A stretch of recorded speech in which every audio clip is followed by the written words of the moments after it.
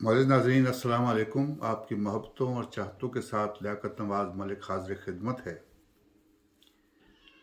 پچھلے ویڈیو میں ہم نے بتایا کہ کس طریقے سے پاکستان کی اسٹیبلشمنٹ نے پاکستان میں اپنی جو سیاسی سرگرمیاں ہیں شروع کی اور کس طریقے سے انہوں نے مارشل لا لگا کر پاکستان پر قبضہ کیا. پچھلی ویڈیو میں ہم نے یہ بھی ذکر کیا تھا کہ لیاقت علی خان کی شہادت کے بعد جو سب سے پاورفل شخصیت تھی مسلم لیگ میں وہ سردار عبدالرب نشتر صاحب تھے. اب سردار عبدالرب نشتر صاحب کو کیوں وزیر اعظم نہیں بنایا گیا؟ اس لیے کہ جب قائد اعظم محمد علی جناح حیات تھے تو ایک فائل ایوب خان صاحب کے متعلق سردار عبدالرب نشتر صاحب نے قائد اعظم کو بھیجی کہ یہ آفیسر مہاجرین کی بحالی میں توجہ نہیں دے رہا بلکہ یہ سیاست میں بہت دلچسپی رکھتا ہے. تو اس فائل پہ نوٹ قائد اعظم محمد علی جناح نے یہ لکھا کہ مجھے بھی یہ علم ہے کہ یہ آفیسر سیاست میں بہت دلچسپی رکھتا ہے، اس لیے اس کا تبادلہ ایسٹ پاکستان میں کر دیا جائے. بہرحال اس کے بعد وہ سردار عبدالرب نشتر کو نہیں بنایا گیا. یہ میں آپ کو بتانا لازمی سمجھتا تھا.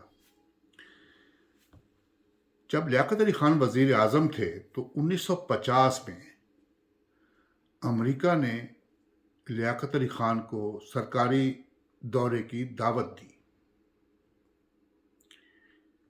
پاکستان کی تاریخ کا یہ سب سے لمبا دورہ تھا. کسی بھی وزیر اعظم، صدر، گورنر جنرل، منسٹر، کوئی بھی عہدیدار پاکستان کا اس نے اتنا لمبا دورہ نہیں کیا جتنا لمبا دورہ لیاقت علی خان صاحب نے کیا. یہ دورہ 23 دن پہ محیط تھا. 3 مئی 1950 کو یہ شروع ہوا اور 26 مئی 1950 کو اختتام ہوا اس کا دورے کا. اس دورے میں پریزیڈنٹ ٹرومین نے لیاقت علی خان صاحب سے درخواست کی کہ وہ پاکستان میں CIA کے لیے کوئی ایسا علاقہ دے دیں امریکہ کو جس سے USSR یا سوویت یونین پر نظر رکھی جا سکے. لیکن لیاقت علی خان نے ان کی بات نہ مانی. اگلے سال لیاقت علی خان کو شہید کر دیا گیا. بعض لوگ یہ کہتے ہیں کہ یہ اندرونی ایک سازش تھی، لیکن اس میں بیرونی سازش بھی ہو سکتی ہے. اب اللہ جانے یہ کیا تھا، کیونکہ ہمارے ملک میں کوئی بھی انکوائری ہوتی ہے تو اس انکوائری کا کوئی رزلٹ نہیں آتا سامنے، چاہے وہ محترمہ بے نظیر بھٹو کی شہادت ہو، لیاقت علی خان کی شہادت ہو، جنرل ضیاء کے پلین کے کریش ہونے کا ہو، تو پتہ نہیں چلتا، کچھ نہیں پتہ چلتا. بہرحال اس کے بعد جب لیاقت علی خان شہید ہو گئے تو اس وقت بن گئی حکومت، جو خواجہ ناظم الدین تھے ان کو بنا دیا گیا وزیر اعظم. جب ان کو 1953 میں ان کی حکومت ختم کی گئی تو محمد علی بوگرا جو ہمارے سفیر تھے امریکہ میں اور کینیڈا میں ہائی کمشنر بھی رہ چکے تھے، ان کو بلا بھیجا. وہ آئے. انہوں نے جو کیبنٹ بنائی دوسری 1954 میں، اس میں ایوب خان صاحب جو تھے وزیر دفاع تھے. یہ بتانا میں ضروری سمجھتا ہوں کہ 1950 سے لے کے 1953 تک متعدد پاکستانی لیڈرز نے امریکہ کا دورہ کیا. اس میں جنرل ایوب خان صاحب کمانڈر ان چیف تھے. اس کے بعد سیکرٹری دفاع جو تھے سکندر مرزا صاحب، جو وزیر خزانہ تھے، جو بعد میں گورنر جنرل بنے، ملا غلام محمد، ہمارے وزیر خارجہ سر ظفر اللہ خان، اور سیکرٹری خارجہ اکرام اللہ خان. انہوں نے امریکہ کے بہت دورے کیے. 1954 میں دورہ کرتے ہیں ایوب خان صاحب امریکہ کا. پاکستان میں ایک سفیر رہ چکے تھے ہنری اے بائیروڈ، یہ بریگیڈیئر جنرل تھے.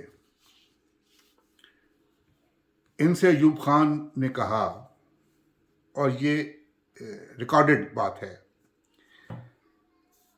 کہ میں یہاں پہ امریکہ میں یہاں پہ بیرکس دیکھنے نہیں آیا.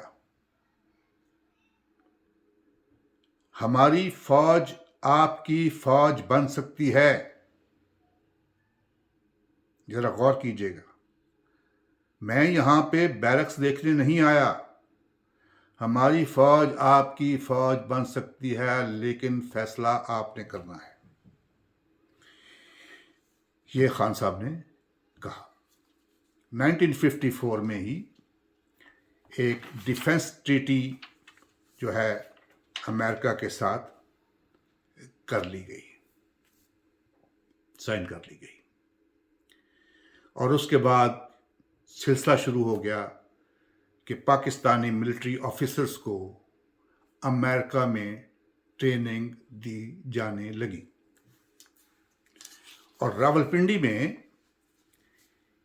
ایک جگہ بنا دی گئی جس کا نام رکھا گیا U S military assistance advisory group, MAAG ماگ. یہ راولپنڈی میں قائم ہو گئی. اور اس لوکیشن پہ پاکستانی آفیسرز کو ملٹری ٹیکٹکس کے علاوہ لیڈرشپ، مینجمنٹ اور اکنامک تھیوریز کا سبق دیا جاتا تھا.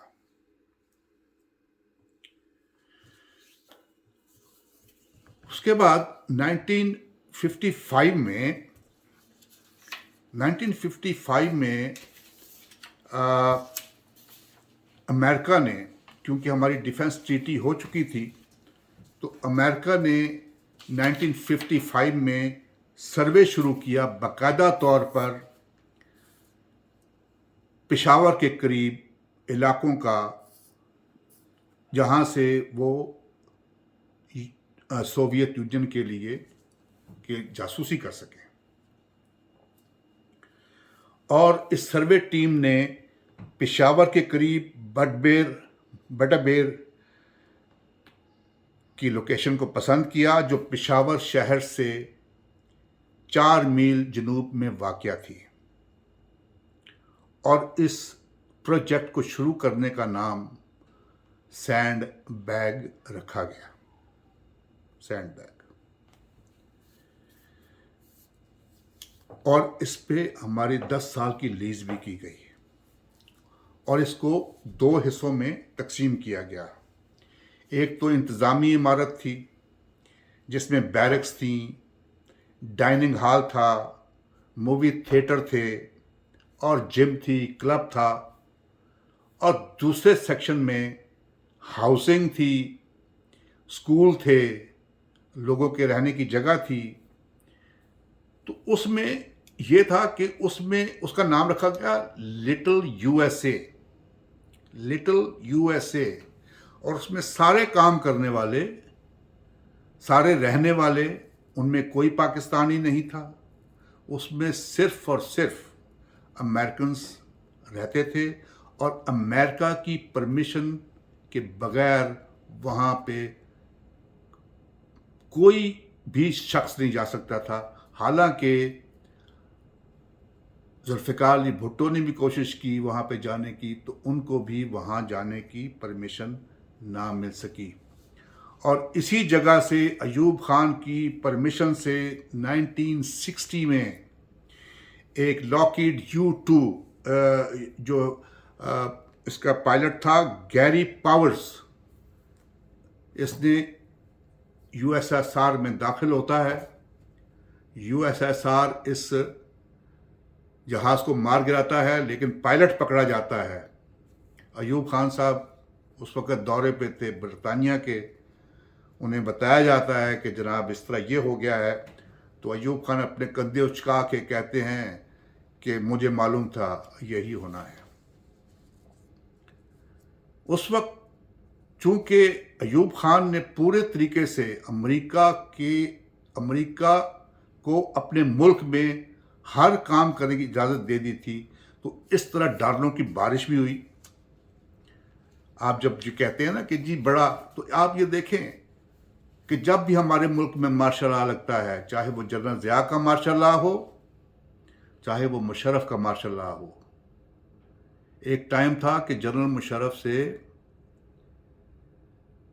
प्रेसिडेंट अमेरिका का जो प्रेसिडेंट था वो हाथ मिलाने के लिए तैयार नहीं था, लेकिन जब 9/11 का वाक़या हुआ तो वही जनरल मुशर्रफ उनकी आंख का तारा बन गया और कैंप डेविड में वो मुलाकातें करते थे प्रेसिडेंट ऑफ यूनाइटेड स्टेट्स से, और उनकी चाल ढाल देखिए कि उस वक्त वही लगते थे कि वही हैं प्रेसिडेंट ऑफ अमेरिका। और यही जनरल ज़िया साहब के साथ हुआ।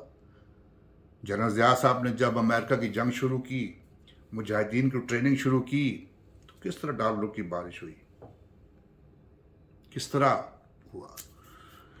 लेकिन जब अयूब खान की हुकूमत थी, तो जो कुछ भी हुआ मगरबी पाकिस्तान में उसकी इन्वेस्टमेंट हुई। ईस्ट पाकिस्तान को बिल्कुल इग्नोर कर दिया गया और लोग इतने तंग हुए ईस्ट पाकिस्तान के कि उन्होंने असम्बली में, जो ईस्ट पाकिस्तान असम्बली थी, उसमें करारदाद मंजूर की और इस डिफेंस ट्रीटी की मुखालफत में बिल मंजूर किया जो अमेरिका के साथ हमने किया था। जब अयूब खान के वज़ीर कानून जो बंगाली थे, जस्टिस इब्राहिम, उनकी आप डायरीज़ पढ़ें, डायरीज़ ऑफ जस्टिस इब्राहिम, उन्होंने कई दफ़ा अयूब खान साहब से कहा कि देखें, ईस्ट पाकिस्तान जो है उसके लोग नाराज़ हैं, उन पे कोई खर्चा नहीं हो रहा, उन पे कुछ नहीं आप कर रहे, कम अज़ कम उन पे कोई इन्वेस्टमेंट करें, वहाँ पे भी लोगों वो तरक्याती काम करें। तो अयूब खान ने कहा कि उन्हें कहो ना फिर कि कन्फेडरेशन बना लें। कन्फेडरेशन का क्या मतलब हुआ? कन्फेडरेशन का ये मतलब हुआ कि वो अपना अलहदा मुल्क बना लें।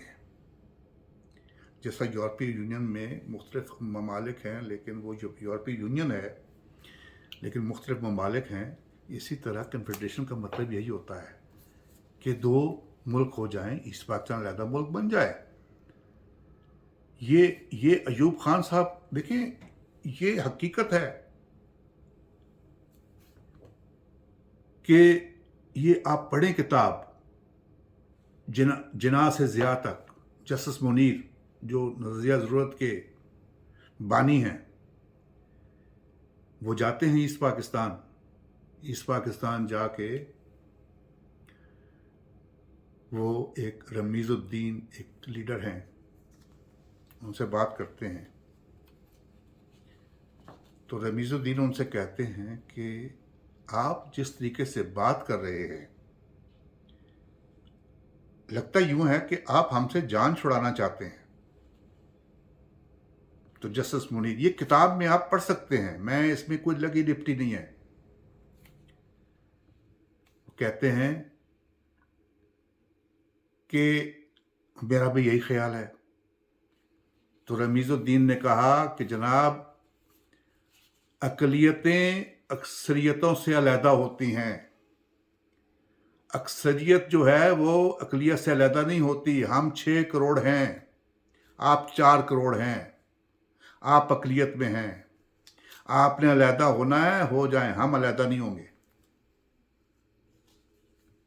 یہ جو ہے رمیز الدین صاحب نے کہا.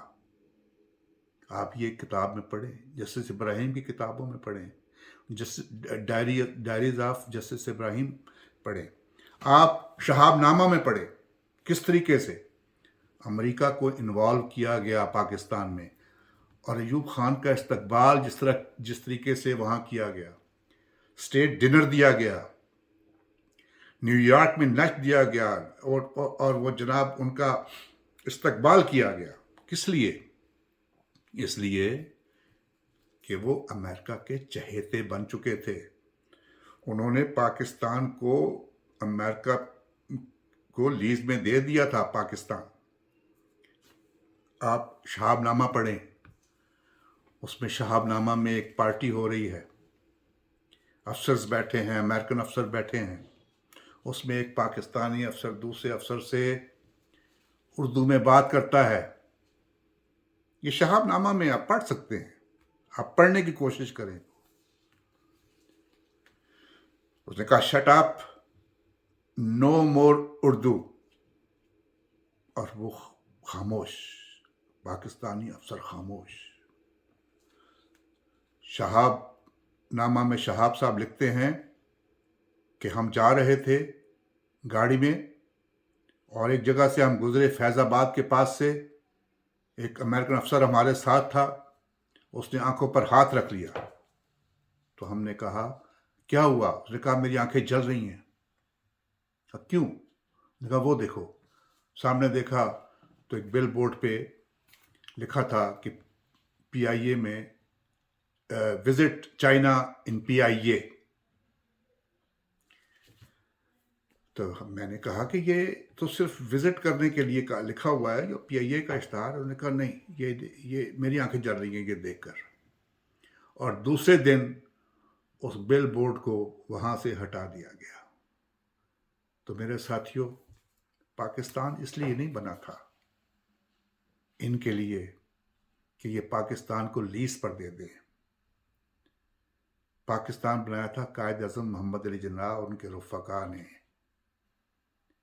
اگر پاکستان کو صحیح نہج پہ ڈال دیا جاتا، ادارے اپنا اپنا کام کرتے، سیاستدان اپنا کام کرتے، اسٹیبلشمنٹ اپنا کام کرتی، تو آج اللہ تعالیٰ پاکستان کو سلامت رکھے. پاکستان میں کس چیز کی کمی ہے؟ کیا موسم اچھے نہیں ہیں؟ کیا لوگ محنتی نہیں ہیں؟ 4 موسم پاکستان میں، ہر چیز کی فراوانی ہے، ایگریکلچرل کنٹری ہے.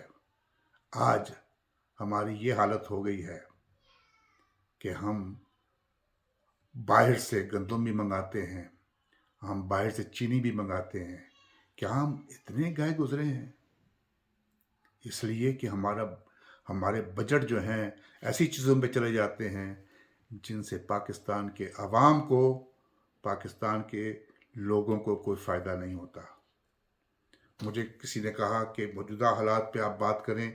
میں نے کہا موجودہ حالات پہ بڑے اچھے اچھے لوگ پاکستان میں، عمران شفقت، امداد سومرو، اور کافی اچھے اچھے لوگ جو ہیں کام کر رہے ہیں موجودہ حالات کے متعلق. لیکن میں نے یہ وعدہ کیا ہے کہ میں اپنی طرف سے جو بھی ہسٹری ہے پاکستان کی وہ میں بتاؤں گا. جہاں تک میری زندگی ہے میں بتانے کی کوشش کروں گا، اور پھر فیصلہ آپ لوگوں نے کرنا ہے کہ پاکستان میں کس نے کیا کیا. میرے دوستوں اور بھائیوں بہنوں، سیاستدانوں نے پاکستان کو کچھ دیا ہی ہے. پاکستان میں یہ ہم بات کریں گے، ایک دن آئے گا، یہ ہم ہسٹری میں چل رہے ہیں، پاکستان میں سیاستدانوں نے پاکستان کو کیا کیا دیا، لیکن بدنامی ان کے حصے میں آئی. اور جن لوگوں نے پاکستان کے ٹکڑے کیے، جن لوگوں نے پاکستان کے ساتھ کھلواڑ کیا، آج وہ ہمارے انداتا بنے بیٹھے ہیں، لیکن انشاءاللہ اگلے ویڈیو میں پھر باتیں ہوں گی، اور یہ ضرور دیکھیے گا اور شیئر کیجیے گا، کامنٹس دیجیے، اس کو سبسکرائب کیجیے، اور اگر میں کہیں پہ غلط ہوں تو میری تصحیح کرنے کی کوشش کیجیے۔ میں نے اپنی طرف سے پورا اسٹڈی کر کے جو تاریخ ہے پاکستان کی کوشش کی ہے کہ اس کو سمر اپ کروں، چھوٹا کر کے لکھوں، کیونکہ اگر میں زیادہ بناؤں گا تو بہت لمبی چیزیں ہیں جو ہو سکتی ہیں، باتیں میں کر سکتا ہوں، لیکن یہ جو ضروری جو باتیں تھیں وہ میں نے آپ سے کی ہیں۔ انشاءاللہ اگلے ہفتے پھر ملاقات ہوگی۔ اللہ تعالی ہم سب کا، آپ کا حامی و ناصر۔ پاکستان زندہ باد۔